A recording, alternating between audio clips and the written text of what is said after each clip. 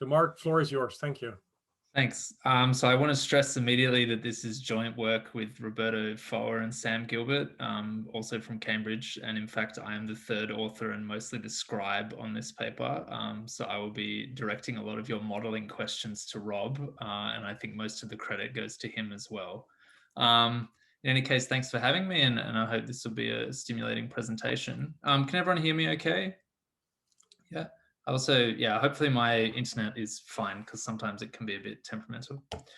Okay, so the point of this paper is just to investigate the impact of the first COVID lockdown on subjective well-being, but we will present some hot off the presses data on the second lockdown, at least in the UK.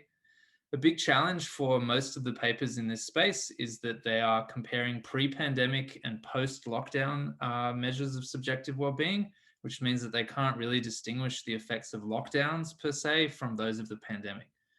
We have weekly data from YouGov and also from Google Search Trends, and that allows us to meaningfully, though maybe not entirely, overcome this issue. Broadly speaking, we find that the pandemic was very pernicious to SWB, but that lockdowns, I would say, had a positive effect overall. Let's start with the literature review. So in the early days when lockdowns were about to be introduced or were being introduced, there was a lot of rapid reviews of the existing evidence, particularly in the medical space, that were quite concerned about the potential mental health effects of lockdowns. And a lot of this came out of studies of quarantine and isolation in things like prisons. Some of the channels that were proposed for these negative well-being effects were reduced social interaction, kind of doomsday mindset where you're like, oh, it's a pandemic, we're all going to die. And that makes you really stressed. Difficulties balancing work and home life, especially for people who have kids that are home from schools that are shut down. And then also that when people, particularly in places where people live in very cramped conditions, people are together and they're not able to get out of the house and blow off steam and that sort of thing, that can lead to a lot of simmering issues coming to the fore and also potentially exacerbate domestic violence. At the same time, we thought there were some compelling reasons why lockdowns might actually be positive for subjective well-being. The main one being that if people are very stressed and worried about the pandemic, then lockdowns being a very dramatic policy response might give them a sense of security. And that might really alleviate a lot of those negative affects in particular. And then there were some issues that we thought kind of emerging out of long-running policy advocacy from the well-being space that were relevant. So if you're at home and you don't need to commute, then maybe a lot of the bad effects that we associate with commuting might wear off. You might also have more time to socialize with close family members, which you didn't have before. And then there's also this issue that, at least in the UK, there was quite generous economic support as part of the lockdown package. And as well as that, you don't have to work quite as much as you would have previously. So you have income and leisure, and this might lead to increased well-being. So overall, we think the theory is kind of unclear on what to expect from lockdowns, and so we need an empirical assessment. Now, I guess most of the empirical literature is pretty negative. So we have this, I think, quite good paper by some people at the IFS showing that GHQ scores, which is a measure of mental health, worsened by about 8 percentage points during the pandemic period in the UK. And we see similar results from New Zealand on a similar measure. And then we have a bunch of early studies out of China that found declines in subjective well-being and worsening psychological distress during the Chinese pandemic.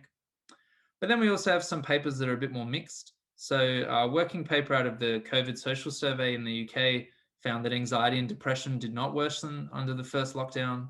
Loneliness got worse among the already lonely, which is quite concerning, but actually seemed to improve among the least lonely. We saw similar effects in a paper on loneliness from the US. And then this result I just find quite amusing, which is that subjective well-being, according to one paper, improved in France, except in Paris. And I guess my suspicion there is that life in Paris is all about getting out into the city. And if you're just stuck in your sort of small old apartment, that might be less pleasant. Now, a challenge for all these studies, as I alluded to earlier, is that they typically only have pre-pandemic data and post-lockdown data at best. So often they don't even have that, which means that they can't distinguish the effects of the pandemic per se from the lockdown. And negative effects that they observe might be residual effects from the pandemic that are actually offset by the lockdown. So the only exception to this, to our knowledge, is this paper by Zucker and Rudolf, They have a nationally representative sample of 1,000 employed Germans that they were collecting for a totally different project, and it just happened to coincide nicely for them with the pandemic. So they took their first measures when the first case occurred in China. Then they have a second measurement when the first death occurred in Germany. And then they also have two measurement incidents from during the first national lockdown there. And they ask about life satisfaction, affective states, and coping strategies. And the coping strategy stuff is quite interesting and well worth a read, but I won't talk about it here. They asked a bunch of questions from the positive and negative affect schedule, which is a very similar measure to what we use in this paper. And then they apply growth curve analysis. And what they find is that life satisfaction declined, and so did positive affect. But then interestingly, negative affect also declined. So they find a kind of compression or a moderation in affective response. I think our study is broadly complementary to theirs. So we have a UK sample from the YouGov data. We can do an international comparison using Google Trends. We have a larger sample and higher frequency data, and that allows us to use time series and multi-level models. But as a limitation, our sample is cross-sectional, not longitudinal. And so we can only really assess subjective well-being in the aggregate.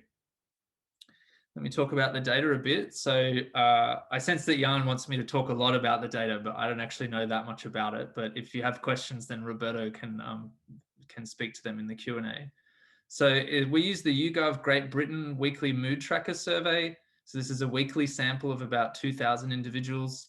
Our main analysis uses data from June 2019 through June 2020, which gives us about 100,000 observations. This is an extremely high quality panel, so it's representative on age, gender, social class, and education. And then the questions that we're particularly interested in are from the profile of mood states battery, which I'll show you in a second. And then we also have about 14,000 respondents who answer a Cantrell's ladder life satisfaction question. For the Google Trends, we're looking at search volume for specific topics. This is clusters of search queries. This kind of stuff is now used quite widely in social science, including recently in a QJE paper, which I was quite stunned by. We look at 8 English-speaking countries. We have to focus on English-speaking countries so that we can sense check some of the queries.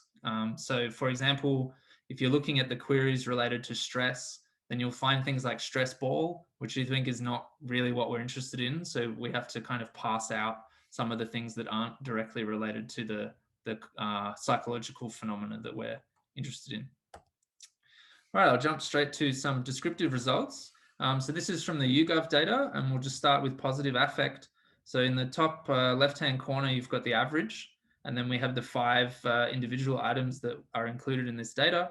And I think you see a pretty consistent pattern across all 6 of these graphs, which is that during the COVID breakout in the UK, you see a collapse in these positive affects. And then pretty much as soon as the lockdown goes in, you see quite a rapid recovery, often at least as big as the drop, sometimes bigger, sometimes smaller. On the negative affects, it's a little bit more mixed. So we have improvements in stress and, is it fear? I can't see, yeah, scared. And then we have worsening on loneliness, boredom, and apathy. And I guess there's a normative issue here that we don't go into in the paper, which is which one of these affective states you think is more important. And I guess I personally would put like fear above boredom. But that's an open question. Now, so far, we're just looking at different individual trends, and I would say that on face value suggests a positive effect on lockdown, at least on moods, but there's this heterogeneity in effect sizes and in the direction of the effects. And so what we'd kind of like ideally is some sort of overall measure. Now, obviously, life satisfaction would kind of be ideal in this case, but unfortunately, we only have those Cantrell responses for April 2020. We really want some sort of overall measure for the whole period. So what we do is use a wage equation type methodology where we put life satisfaction for the April measures that we have on the left-hand side and then all these mood states on the right-hand side. And we use that the results from that regression to impute what we're calling an affective life satisfaction index. And that index explains about 57% of the variation in life satisfaction at the individual level. And I presume that the missing 43% is sort of the evaluative component. So we usually talk about life satisfaction as having this affective component and the evaluative component. And my sense is that we don't really have the evaluative part here. Down the bottom there, I've got the breakout of which mood states provide the most explanation of the variance. Happiness is far and away the highest, and then we have a whole bunch sharing a solid amount of variance from loneliness down to apathy at 7%, and then boredom and inspiration are quite low at 3 and 2% respectively. So once we've constructed this affective life satisfaction index, we can then plot its time series, and there we see in a sense the overall effect of the pandemic and lockdowns on these various mood states, and that sort of broadly, I think, again, the pattern is a big collapse with the onset of the pandemic, and then a really quite striking recovery once lockdown goes in. Now what we do then is we try to get some international comparisons going using the Google Trends. And the key thing here is that we kind of take the YouGov data as being really high quality data, and we want to kind of benchmark our analysis to that data. So we don't use kind of all the Google Trends data because some of it doesn't track the YouGov data very well. And so we become then a bit suspicious of this Google data. So here I've kind of shown you the negative affect states in the YouGov data, then the corresponding Google Trends topic, and then the correlation. And you'll see that the correlations for negative affect states are quite good, except for loneliness. And so we're going to use the negative affect states to do our international comparisons, but the positive affect states don't correlate very well. And so we don't really bother using the positive affect states. So we're going to construct two new indexes. First, a negative affect index, and then a negative affect search index. So the negative affect index is using the YouGov data, and it takes average mentions from the list of possible negative states, which makes it analogous essentially to the negative affect component of the positive and negative affect schedule, which is a quite widely used instrument in this space. And then the negative affect search index weights the Google Trends topics by their correlation with their matching YouGov mood state. And then we just see whether these two indexes correlate, and they correlate remarkably well. So yeah, we have a really strong relationship between these two indexes, and that gives us some confidence that the Google Trends that we're looking at really do track negative affect. So as I mentioned, we look at 8 international comparison countries, all English speaking. And besides Ireland, which has a slightly weird pattern, all the countries that we look at have broadly got the same pattern as the UK. So there's a big big increase in negative affect as the pandemic breaks out, and then declines. So the white lines here are full lockdown periods, and then the grey lines are partial lockdown periods. And so you see big declines in the UK, the US, and Canada, and then similarly in Australia, New Zealand, India a bit flatter, but still a decline, and South Africa also going down. So that was just a descriptive analysis, but I think it's pretty compelling. I don't see many reasons to think that lockdowns were bad for well-being from that analysis. But we'd like to put some kind of statistical meat on those bones. And so the first thing we do is use time series models.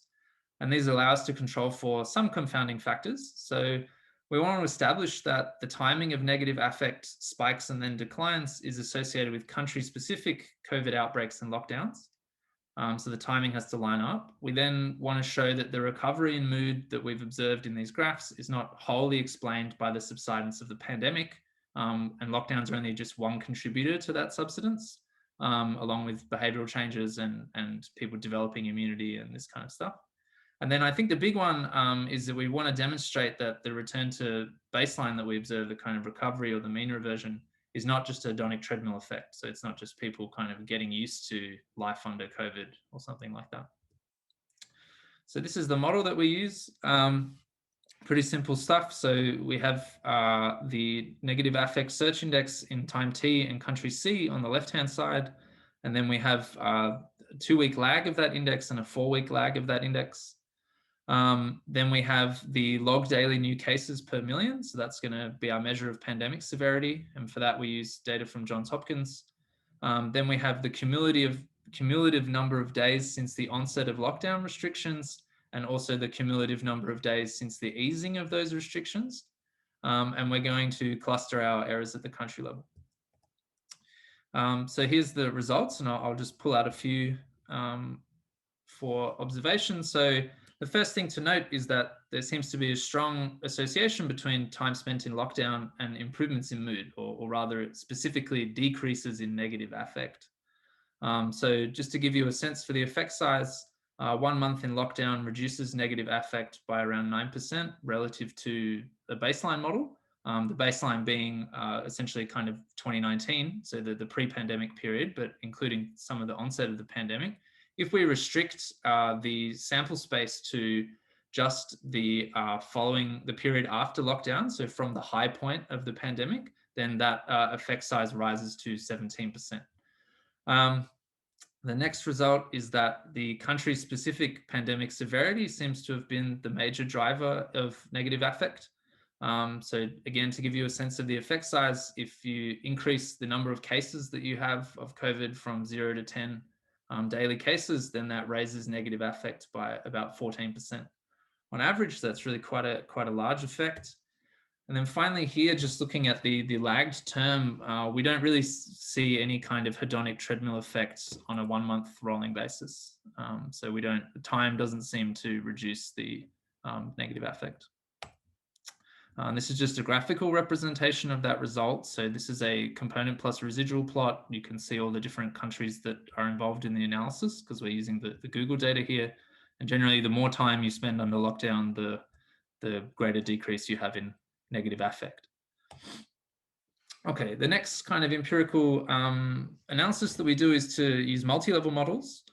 So the time series models are great because they give us the effects of lockdown on the population at large. And I think it's debatable, but to my mind, this is the kind of key question for policymakers. So if the vast majority of the population have a benefit from these policies, then that kind of speaks in their favor. But of course, we're also interested in the effects on various subgroups. So multi-level models allow us to have a look at that. And we're going to use the YouGov data then to estimate these models with random slopes and intercept by week of observation for a range of subgroups around age, gender, ethnicity, socioeconomic status, and then some other life circumstances like underemployment and whether you live alone and that sort of thing.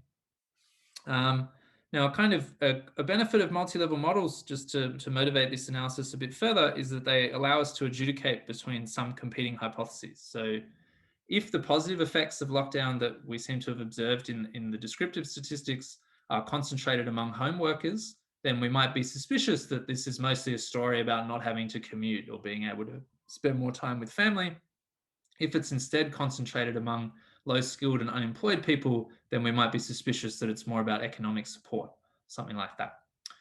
The other thing that's really cool about multi-level models is that they allow us to differentiate the sociotropic effect, or rather isolate the sociotropic effect of lockdowns, which is the effect that's sort of felt by everyone evenly. And then we can see that of what's remaining, how is that shared among these different groups.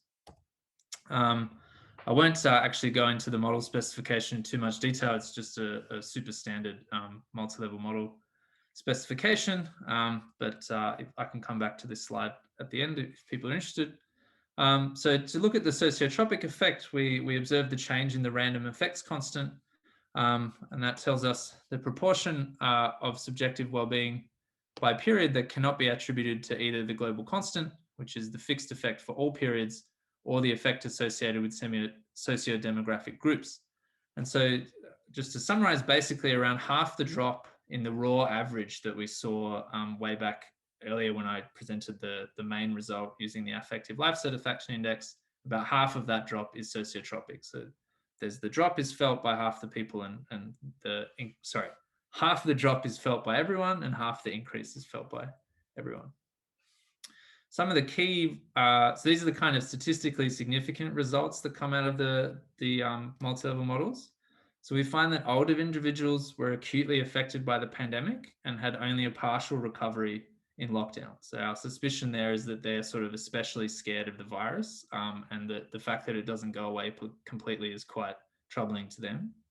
Relatively high status groups, so professionals, managers, this sort of thing, had a very small, but uniform, so like consistent, statistically significant decline in their subjective well-being over this period. Lockdown had a large negative effect on women living alone, but not on women living in households with other people. And then we saw quite a substantial positive effect among underemployed men relative to other groups. So we suspect there that there's a story for this economic support and maybe also for free time. And maybe the way to think about economic support here is less in terms of the amount of money, although as I understand it, there was slightly more money distributed to people on welfare, but also just that the welfare system wasn't quite as punitive during this period. Like you weren't expected to look for jobs quite as much as you would usually be. And there just wasn't that same level of stigma associated with it. And part of our evidence for this economic support argument comes from Google search trends for suicidal ideation. So one of our motivations for this paper actually was that we got an inkling that suicides were actually coming down during lockdown, which was kind of quite interesting, and we wanted to dig into that a bit. And if we look at the Google Trends data for searches for suicidal ideation, we find that most countries saw declines in suicidal ideation over the lockdown period, except for India and South Africa, which of this collection of 8 countries are the 2 countries that did not provide economic support as part of their lockdown packages. And then, as I promised, hot off the presses, Rob just sent me this today. We can see a comparison between the first lockdown in the UK and the second lockdown, and I've imposed, or Rob has imposed, the ONS data that Andrew was talking about earlier, and we see a similar, though much more muted pattern in the data for the second lockdown. So there's this big decline starting from like late August 2020 through to the lockdown imposed around Christmas, and then there's a slight recovery. So we think broadly the second lockdown has followed these patterns, although it doesn't seem to be as pronounced. Mark, a quick clarifying question on the slide. The YouGov data from about May onwards or so had actual life satisfaction, not country ladder, but life satisfaction data. So you no longer needed your affective life satisfaction sort of index. Do you swap around, or do you stick, or is there a point at which the YouGov data becomes the actual life satisfaction data? So I think here it's life satisfaction, but Rob, can you confirm? No, actually here, in order to maintain the consistency of the series, it is just the same effective life satisfaction measure. But that's a fantastic point, and I could do another chart with the life satisfaction data as well. Cool. It'd be, the ultimate, of course, would be you should now plot the actual life satisfaction on top of this to see how well your effective life satisfaction index does relative to the actual thing you're trying to imitate, trying to proxy for. Yeah, absolutely. Yeah, I mean, this was literally done, just quickly in the last week as I got the latest data set through. So, but yes, that's right. Okay, so just a final slide on some quick discussion and then the conclusions. So I think one noteworthy confound for our analysis is that we can't really observe or control for the extent of socialization during lockdown.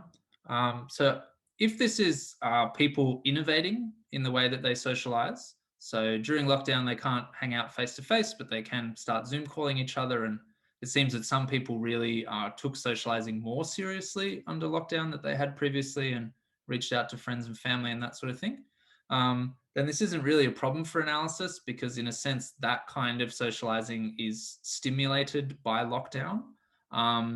So I wouldn't be too concerned about that, but it's also possible that people were just kind of disobeying lockdown and we're actually socializing the whole time, in which case that would be kind of pernicious to our analysis. Another thing that we can't do that I think is important to keep in mind just for the policy discussion is that there are some quite niche groups that we can't observe, but that we might be interested in. For example, people with pre-existing mental health conditions seem to be having quite a rough time of lockdown. So we're focusing mostly on the general population. There are some groups that may be acutely affected that we can't observe.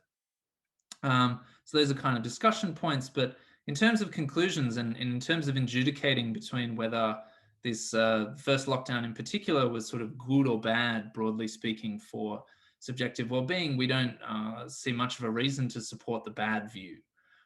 So I think all of our results kind of point in the positive direction. Economic support is quite possibly a big part of that story. And then there's a question of, well, is it the economic support then that is this effect and not lockdowns? And I think that's interesting to ask from if you're a psychologist or if you're really interested in kind of causal inference. But I think economic support is part and parcel of lockdown policies. So from an impact evaluation point of view, they're not really disentangleable. You have to take them together. And I think the best we can do is show that international comparison to countries that didn't have the economic support. So yeah, I hope that was relatively convincing, and I look forward to your questions and comments. Thanks.